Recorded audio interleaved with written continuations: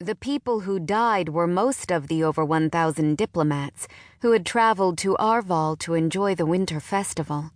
The abrupt and terrible end of so many world leaders left Noel in utter, devastating confusion as hundreds of politicians across the country clamored over each other to fill the power vacuum.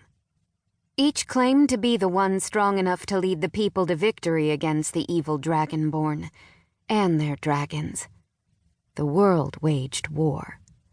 The threat of the dragons and their riders loomed over the land, increasing with each day that passed without the dragons being found. And so, all the world lived in fear. But there was at least one who knew the truth. Chapter 1. Andie stared down into the endless depths of the chasm that spread across the largest cavern they'd come across yet. Her toes clung dangerously over the edge, and the cool, damp air sent goosebumps up her arms as a strange breeze made its way up from the abyss, the wind a haunting song in her ear. "There's no way out," she whispered. Their party had traveled through nearly every tunnel and corridor in their search for a way out, but they just kept going in circles. Every path eventually led back to that same cavern, with the chasm they could never hope to cross. She was tired, hungry, and had grown thin and pale in the near-constant darkness they had been living in for the past few months. Worse still, she had ceased to feel the connection to her people and their magic.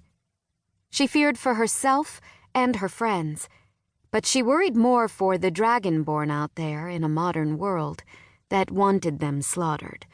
A world that must be completely foreign and unwelcoming to them, and so far from home. She knew that with her and her friends trapped underground, nothing but evil rumors would spread throughout Noel.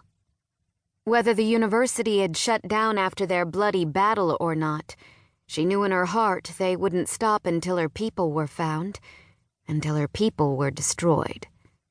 "Ow!" Carmen's voice pulled her out of a reverie. She had broken her ankle weeks before, and without their magic, they hadn't been able to mend it. Andie went over to her and kneeled beside her, and began to rewrap the torn shirt tied around Carmen's ankle. It needed to be tighter. Even after all the time that had passed, her ankle still hadn't healed. Andie thought it was finally better some weeks ago, but when they found the bone was mending at the wrong angle, Marvo had to re-break it. That certainly hadn't been their best night. All of Andie's injuries had healed because of her dragon blood, but Carmen couldn't heal herself without a spell, which would bring the searchers right to them.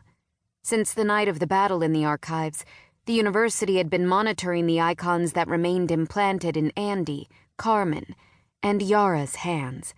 If any of the girls so much as cast a simple levitation spell, the university would know exactly where to find them. That was not an option. Not after all the trouble they had taken to hide themselves where no one would think to look for them. "I'm so sorry, Carmen," Andie said, as she yanked the wrapping as tight as she could. "I never meant to get you in this mess. I never meant to get any of you in—" "I'm old enough to make my own decisions," Carmen snapped, ever defiant. "I did what I needed to do to protect my friend, and I would do it again. We'll get out of here, Andie, and we'll win. We'll win." Yeah. Andie wasn't so sure.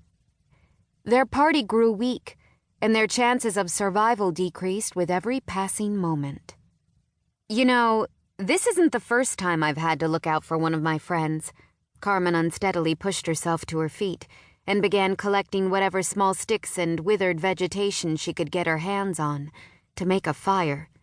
"Rayesh doesn't talk about it, but something happened when we were younger. I don't know if he ever got over it. Did he ever tell you?" Andie took the sticks from Carmen's arms and began making a small fire away from the edge of the cavern. It took her numerous tries with the limited supplies they had collected, but eventually the flame took and cast a much-needed warmth over their shaking bodies. Carmen curled on her side next to the fire, and Andie joined her, eager to hear what she had to say.